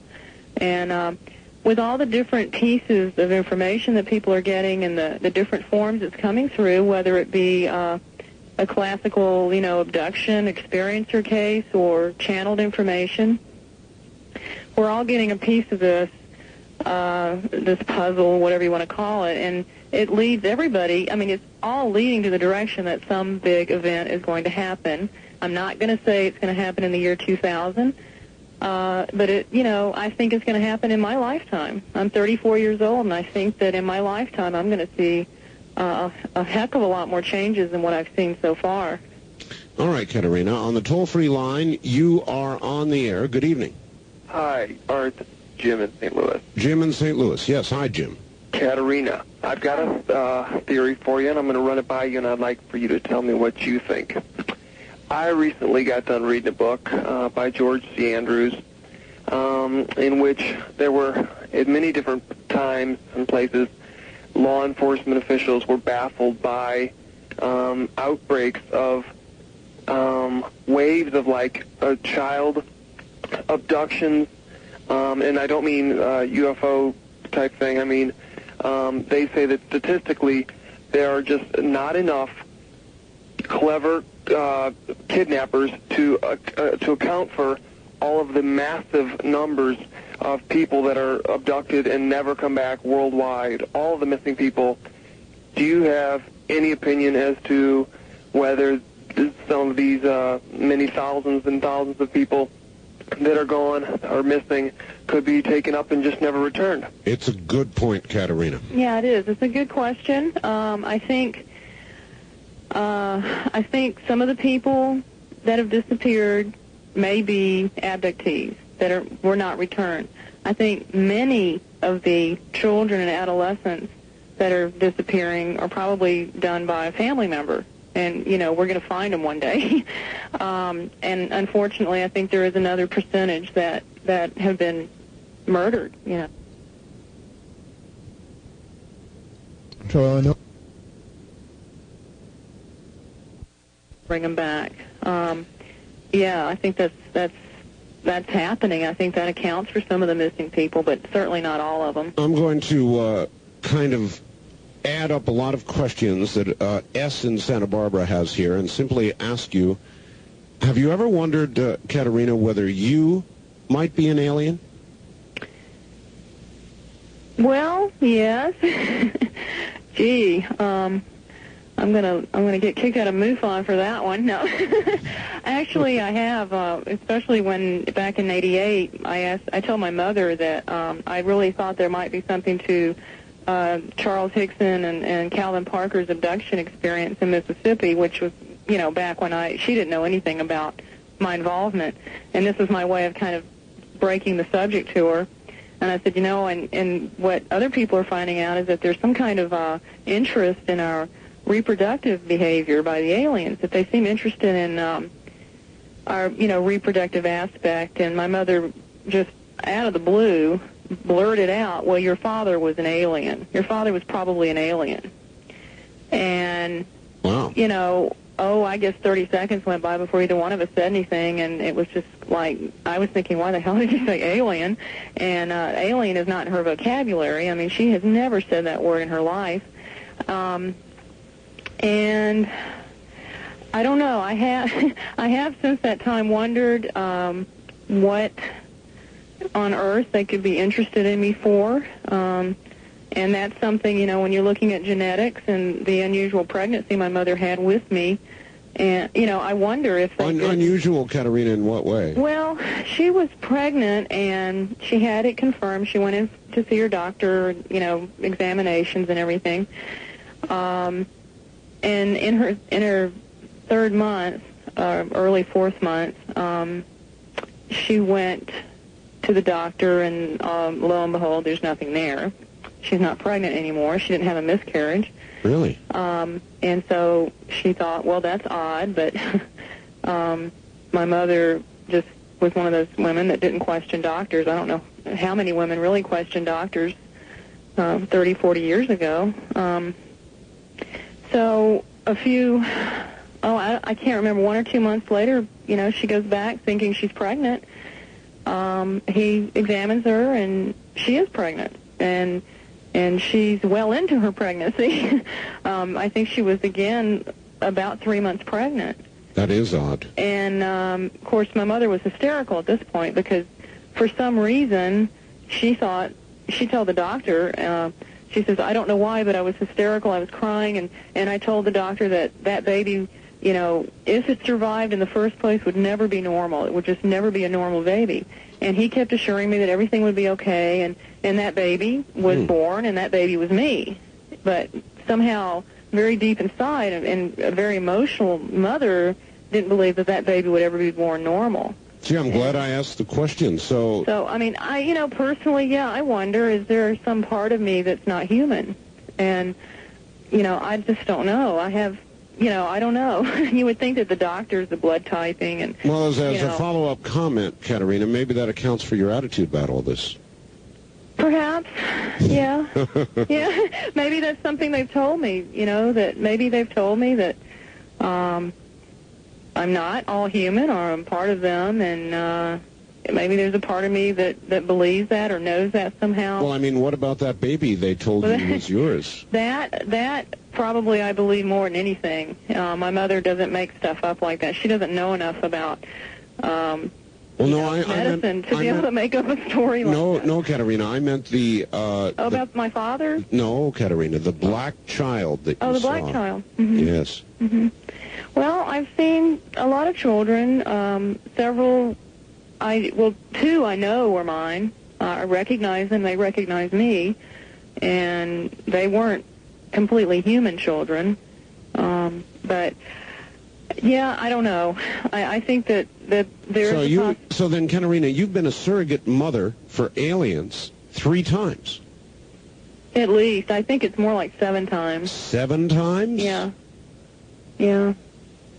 Wow. Yeah, and there's not a day that goes by that I don't think about those children. And my fantasy about that, if anybody wants to know, is that one day I'll open my door and they're going to be standing there and they're going to live with me. That I'm going to be able to be with them, or at least one of them. All right.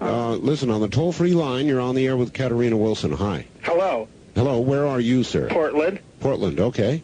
I'd like to ask your guest about 2 recent guests on your show, Carla Turner and Leah Haley. Yes.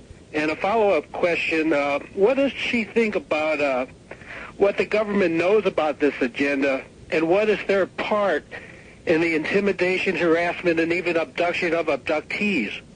All right. Thank you. What about that? Well, that's an interesting question. If you want to talk about being horrified about being abducted by somebody, let's say how would we all feel if we were abducted by our government? Or members of the military. So this is a subject that, yes, Carla Turner has written about and Leah Haley has written about and I have written about. We have all seen military government people in our experiences, in our abduction experiences. What have you seen? I've seen people that I thought, a couple of men that I somehow knew were with the CIA. I've been in underground bases where they told me they were with the secret government that was above the President of the United States. I've seen men in Navy uniforms, Marine uniforms, Army uniforms. That's a lot. I mean, I've seen military bases. I've watched unusual craft fly, hover. All of this is detailed in your book, right? Right. I have, over the 32-year time frame that the book covers, there's 119 experiences, and out of those, there are 14 that involve military government aspects. And how do I feel about it? Yes. Well, I am asking myself, did the radiation experiments ever end? Did that aspect of our government ever stop doing what it was doing to people? I mean, the Tuskegee Institute experimented on black men. That's right. They let them die so they could study syphilis. We gave, radiation tablets to infants. I mean, to me, if you can experiment on an infant, anything goes. So, I mean, I'm certainly fair game. And I asked myself, did these experiments stop? Is this part of a continuation of what Marchetti and Marx talk about in The Manchurian Candidate, or the cult of the CIA, cult of intelligence, the book about the CIA and the cult of intelligence? I mean, we experiment on humans just like everybody else. All right. The caller also asked about a couple of my recent guests, Carla Turner and Leah Haley. Do you know them? Oh, yeah. What was let's see, relating to the military government aspect? Well, they both told stories about Right, and I know Carla's husband, Casey, had described in detail about an experience that occurred in an underground base with the military, I think. Do you know where any of these underground bases actually are? Well, one of them, in the experience, I knew I was in eastern Canada, and near the border of the United States in eastern Canada. And that was an underground facility. That was the one with the supposedly secret government that... How did you know that? I'd been there before. Oh. I mean, as I was walking toward it, I remembered being there before and knew I was in eastern Canada. Okay. And knew that I had been in the base, in the underground base before. And, I've been told that there is a secret underground military base there, but this was just by somebody whose brother was working there, and he, couldn't even tell me the name of it. Okay, back to the telephone lines, and on the wild card line, you're on the air with Katarina Wilson. Hi. Hi, this is Patty from Aloha, Oregon. Hi. Hi. Gosh, of all the guests that I've heard, nothing personal, young lady, but your listening to you gives me a very uneasy feeling, and I would just like to bring up the point about free will. I think as human beings, our most precious gift is the gift of free will, and it seems like the alien influence and encounters are taking away this precious gift. It gives me an uneasy feeling. There was a Twilight Zone episode about 20 years ago in which the aliens landed on Earth, and there was a wonderful, of course there were some people that reacted violently, but most people were very accepting, and they said, well, we're here to serve man, we're here to serve man. And at the very end of the hour episode, they left behind the book. And the no one could, cookbook. Right, yes, and no one could translate it. One man did, and everyone had left, and it turned out to be a cookbook, and I can't get that image out of my mind. How to serve humans, yeah. Yeah, boy. The only other comment I'd like you to touch on is you keep using what, quote, humans do as if it was a justification. Well, we do experiments on animals. Well, we do this. Well, we do genetic. As if that were an excuse, as if that made it right. If it's abhorrent for humans to do it, why isn't it abhorrent for aliens to do it? And I'll get off the air and listen to your answer. Thank you very much. Yeah. Well, I don't think it's good for aliens to experiment on people. I'm not saying because humans experiment on others that it's okay for aliens to experiment on us. I'm just saying that if you were visiting a planet and studying the beings or people on that planet, you're going to look at their behavior towards the other species on their planet. And all I'm saying when I bring that up is, as far as the alien to human, human to other species, is that I'm just glad that I'm not being as treated as badly as I could be treated. Well, I'm not saying I'm enjoying what they're doing. I'm not. Katarina, I almost share her feeling of unease about the way you presented this, and I think I now know why. It's as though you're talking to us, human beings, as though you are yourself a third party. Have you noticed that's the way you present so many things, as though... Well, that is what I feel my role is, my involvement in all of this. And that's the one thing I'm pretty darn sure of, is that, I feel like I'm supposed to be some kind of spokesperson or an educator, and I try to remain neutral, and I try to present both sides of, whatever, of the information that I have. And I try to do it in a neutral way.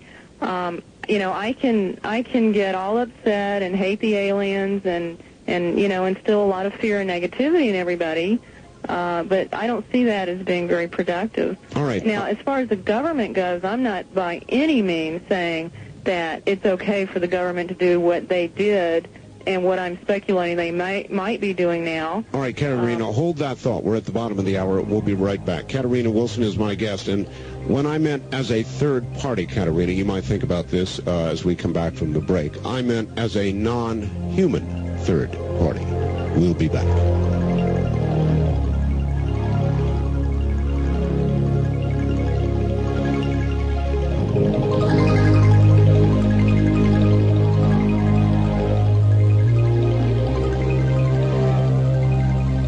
This is a pre-recorded, previously broadcast program. From the Kingdom of Nine, You're hearing Dreamland with Art Bell. To participate in the program, call toll-free 1-800-618-8255. 1-800-618-8255. First-time callers, area code 702-727-1222. Or the wildcard line at 702-727-1295. This is the CBC Radio Network. It is, and we're interviewing Katarina Wilson this evening. Very, very interesting guest. And this is beginning to head in a direction that is particularly fascinating. We'll get back to her in just a moment. First, a word. Okay, back now to Katarina Wilson.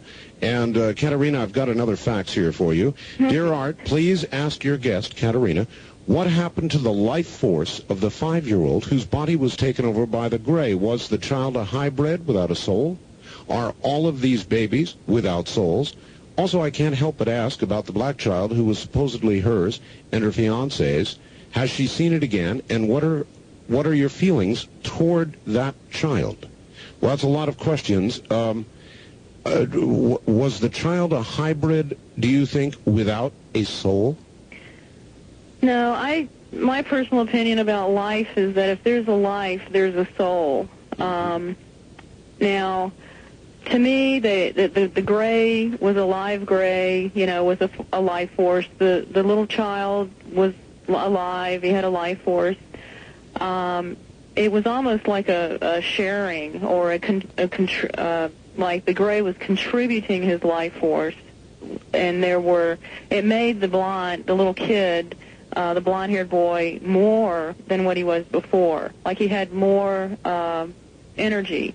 He was more of a whatever, a person, if you want to say. Yes. But it wasn't. I did feel that the gray's body then did not have a life to it. That soul was gone. The life force was gone. Right. That the gray died because of that. All right. With reference to that child, which you said was yours, she asked, did you ever notice any subtle changes in your body, or was that a test tube baby from start to finish?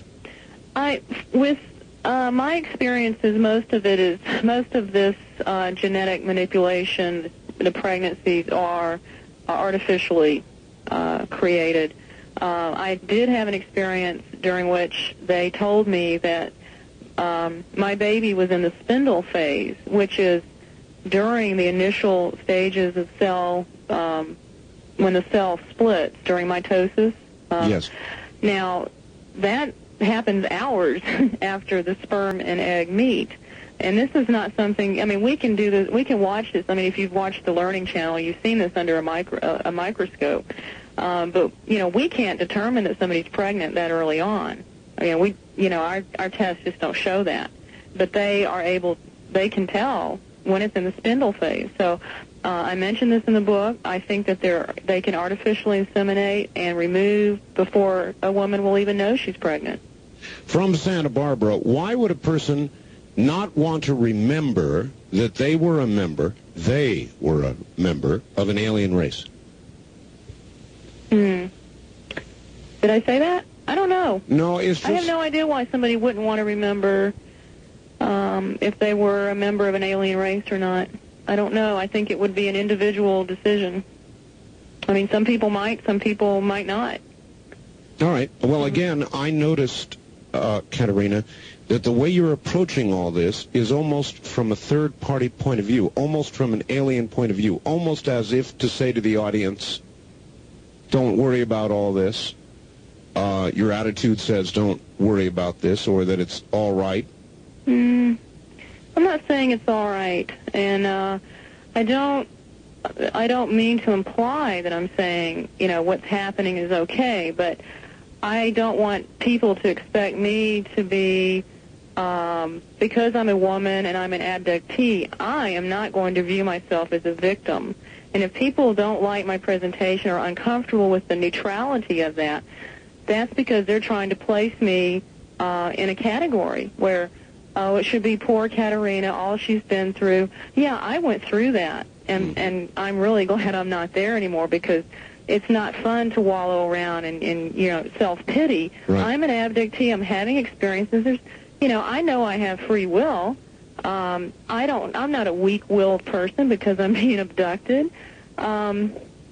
I'm trying to present the information. I'm not going to get emotional about it because that doesn't do anybody any good, and I don't want people to view me as a victim, and I don't want people to feel sorry for me. And that's my presentation. I've been there. I'm not going to go back. All right, good enough. Toll-free line, you're on the air with Katarina Wilson. Hi. Hi, Art. This is Tom in Seattle. Hello, Tom. A couple of questions for Katarina. Sure. Number one, what did the life force of the alien that went into the child look like? You said you saw it. Mm-hmm. And number two, I heard a UFO speaker present the theory that the Greys are here to... they'd done something that they'd lost their emotions, and that they needed to hybrid with us to get this emotional capacity restored to them. All right. That was their purpose. Katarina? Okay, the life force, I can only describe it as the way I would know that a male alien is a male, a female alien is a female. It's an inner knowing what's going on. But also, it was like I saw, I don't know, I don't want to say it's a light, but it more of just a energy going from the gray into the little boy. And that's the best way I can describe that. I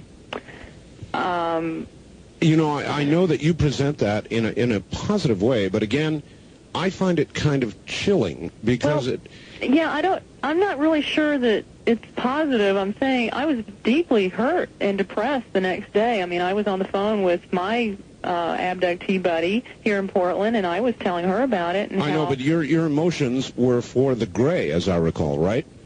You were sorry for the gray. Well, yeah, I mean, the little boy was fine. He went off and started playing. Oh. Yeah, he teleported himself, picked up a little ball, threw it through a little circular hoop-like thing, like maybe a basketball-type thing, and he just went in the playroom and started playing with his toys. He was fine. He was happy. He was strengthened. And the gray was gone. And the gray was an empty shell. Okay. And I saw it as kind of a sacrifice, but how do we know, on the other hand, that the gray doesn't have now a better body? And maybe the little boy agreed to share his body. I don't know. I don't look at that as possession. I know some people might, but the little boy was fine. He was strong and healthy and went on to play. All right. On the toll-free line, you're on the air with Katarina Wilson. Hi. Hi, this is, let me turn my radio down. Thank you. Where are you calling from, sir? I'm calling from San Diego, California. All right, Kogo, go ahead. Yeah, I was just wondering, I'm not one to blaspheme or nothing like that, but I was considering a lot of different references in the Bible to alien presences and stuff like that. And? I was referring to angels. Uh-huh. As far as the angel descended from the sky and... Oh, yes, there have been such references. Yeah, it is an interesting question, Katarina. Do you think the references in the Bible, and there have been many, that people interpret that way anyway, are referring to the aliens? I think that the most important term, the most important phrase that you can, we need to mention here is human beings' interpretation. I believe that there is a possibility that some of the human beings interpreted an alien as an angel. I also think that there's a good chance that angels are angels. And so, yes, I think maybe, some of the interpretations in the Bible of angels might have been an extraterrestrial being. Some of the extraterrestrial beings we're hearing about, light beings, white robes, they're floating. Yes. They're surrounded by white light. They come and they speak about God and the God force and wonderful positive messages. Who's to say that's not an angel? And we're calling them extraterrestrial. So I don't know. I'm not a scholar of the Bible, so I think that there is, human interpretation. All right. On the toll-free line, you're on the air with Katarina Wilson. Hi. Hi. What can you tell us about missing time? All right. Yes, thank you. I'm glad you brought that back up. Where are you calling from, please?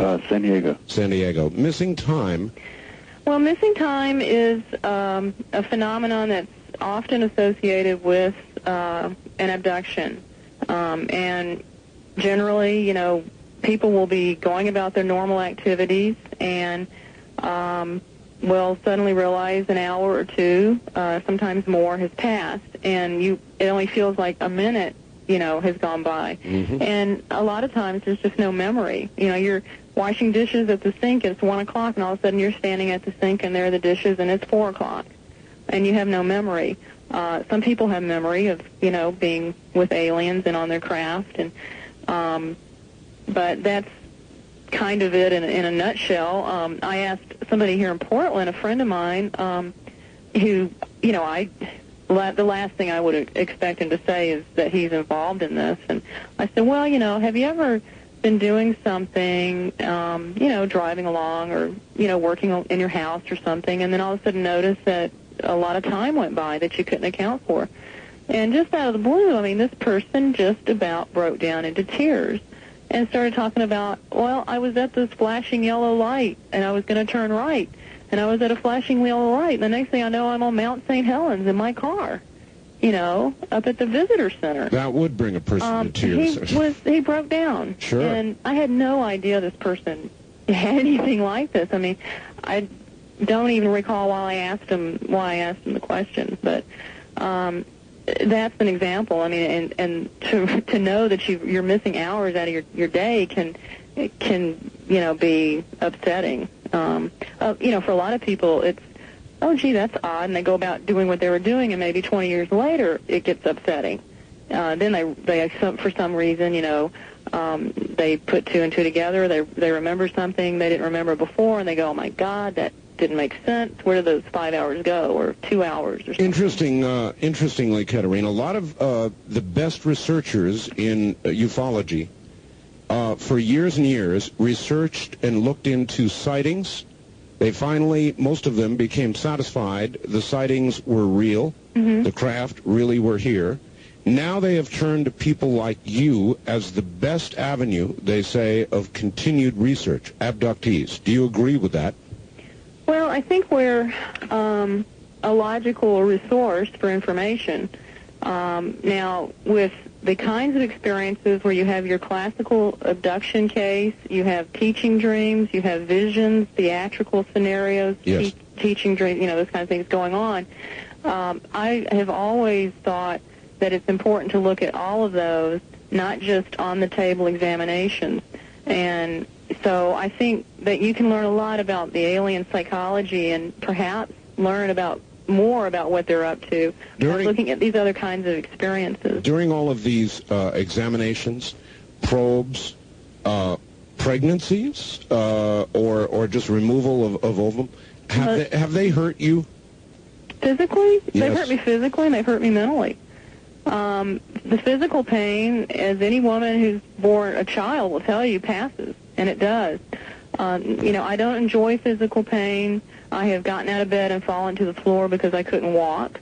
I've had blood on my sheets. I've had puncture wounds in my body. You know, that doesn't feel good, but it heals. I think the hardest thing is the mental wounds. You know, the anxiety, the constant anxiety. Sure. Okay, I know they're going to come back. When is it going to be? And you know, you cannot focus on that. You cannot keep focusing on the what ifs.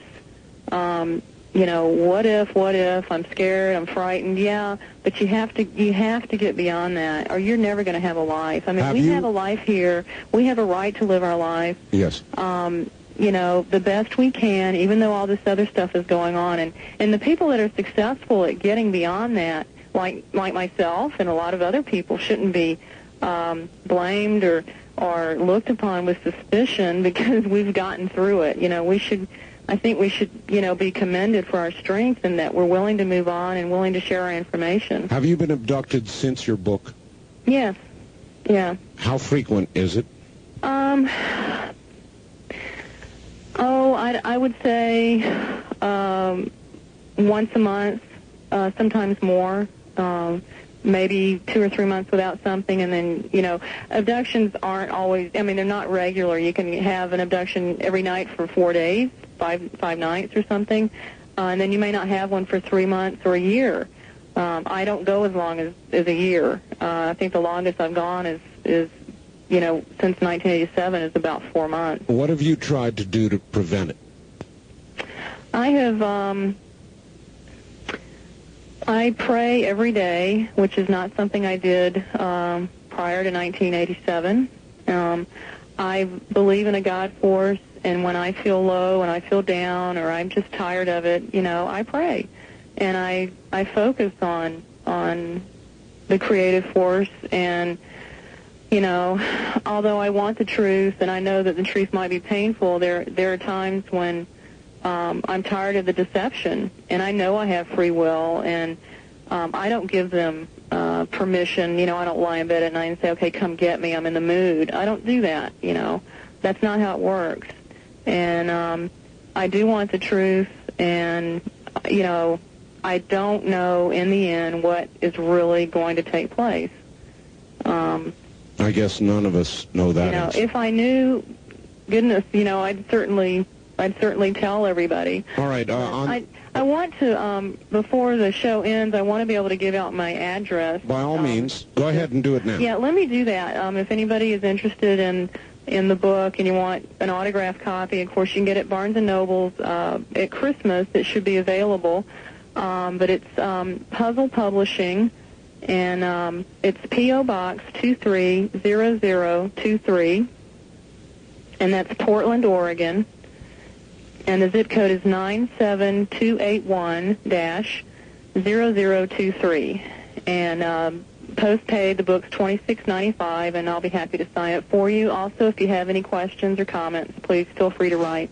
Okay, give the address again, please. Oh, P.O. Box 230023, Portland, Oregon, 97281-0023.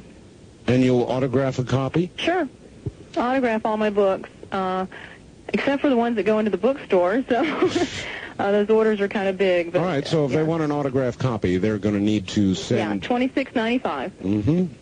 All right, Post Office Box 230023. Right. Portland, Oregon, 97281-0023. Right. Is that correct? Yeah. All right. Well, I very much have enjoyed having you here, Katarina. You've been a very unusual and different kind of interview as an abductee. You have a very different attitude. Has anybody ever told you that? I am told that most often. After I present lectures and things, and I get a lot of mail, a lot of people actually just about, well, everybody's always complimentary. They like my presentation. They appreciate the fact that I haven't tried to scare them, that I am, I try to remain neutral. But, of course, tonight we heard some other attitudes. No, it is an interesting... kind of surprised me, but... No, I think it's a very interesting and different sort of perspective to hear you. I think people are used to viewing... We're in an age of victimization. I mean, my God, you've never seen anything like that. I know. Before. I mean, the 90s are the decade of victimization, and... well, don't be one. Katarina, we've got to go. Okay. Well, I want to say thank you, and it's been an honor to be able to share my information with everybody, and thank you so much for having me on Dreamland. Thank you, Katarina. You take care. Okay. All right. That's going to do it, everybody. We are absolutely out of time. It has been, as always, a great pleasure. I would like to tell you to order a copy of this program. It was a very interesting program, or any Dreamland program we do, or to order a copy of our newsletter with your Visa and MasterCard. Please call 1-800-917-4278. Let me give that number one more time. It's our new tape number, and for the newsletter as well, it's 1-800-917-4278. This has been Dreamland, a very different and unusual kind of program, and we will continue in this same vein with another guest next week, and I'll be promoting that guest on my